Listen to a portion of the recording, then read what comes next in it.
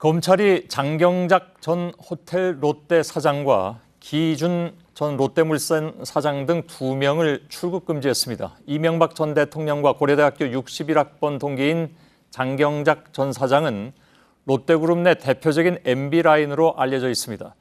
제2롯데월드 인허가 총괄 책임을 맡아서 이명박 정부 출범 1년 만에 건축 허가를 이끌어냈습니다. 이 과정에 장 전 사장의 MB정부 인맥이 동원된 것이 아니냐는 의혹이 계속 제기돼 왔습니다. 이 때문에 장 전 사장에 대한 출국 금지는 롯데그룹과 이명박 정부의 고리에 대한 본격 수사라는 점에서 관심이 모아지고 있습니다. 검찰 취재기자가 지금 연결되어 있습니다. 심수미 기자, 장경작 전 사장의 출국 금지는 이전에 다른 롯데그룹 임원 수사 때와는 좀 다른 상황인 것으로 보이는데 출국 금지한 직접적인 이유는 뭡니까? 네, 그렇습니다. 장경작 전 사장에 대한 수사는 여러모로 의미가 큰데요. 여러 차례 전해드렸듯이 롯데그룹은 이명박 정부 당시 각종 인수합병을 통해서 덩치를 키워왔습니다. 이때 이 장 전 사장의 역할이 상당히 컸는데 검찰은 그 배경에 대해서 수사가 필요하다는 판단이 선 것으로 전해집니다. 예, 장 전 사장의 경우에 제2롯데월드 인허가에 관련돼 있다는 것으로 나오는데 어떻게 연결이 돼 있다는 얘기입니까? 대표적인 MB라인으로 꼽히는 장경작 전 사장이 롯데그룹에 들어오면서 각종 인수합병, 특히 수건사업이었던 제2롯데월드 인허가를 총괄했기 때문에 이 로비 의혹을 풀어줄 핵심 인물로 검찰은 보고 있는 겁니다. 장 전 사장은 이명박 전 대통령이 서울시장이었던 2005년 2월 4일에 호텔 롯데 사장으로 영입이 됐습니다. 이때 이 공식 발표가 나기 불과 사흘 전에 이명박 전 당시 서울시장은 한 언론과의 인터뷰를 했는데요.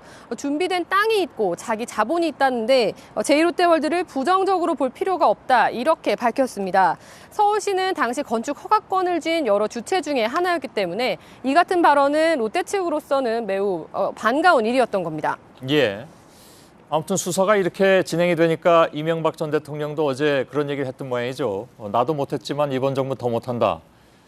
그래서 바로 그 전 정부에 대한 수사망이 확대되는 것에 대한 불만의 표시다라는 그런 분석도 나오긴 했는데 기준 전 롯데물산 사장도 출국 금지가 됐습니다. 기 전 사장 역시 이 제2롯데월드 인허가 과정에 개입했다고 보는 겁니까?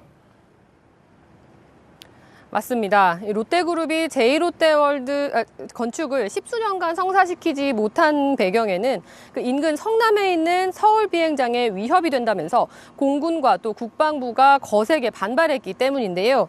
이명박 정부 1년여 만인 2009년 초에 인허가를 받게 됩니다. 이 배경에 이 기준 전 사장이 어떤 모종의 역할이 있지 않느냐는 의혹이 지금 나오고 있는 겁니다.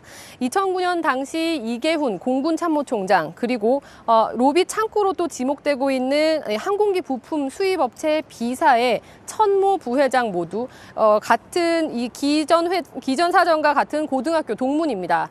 이 같은 인맥이 어떤 역할을 했다고 보여지는 겁니다. 예.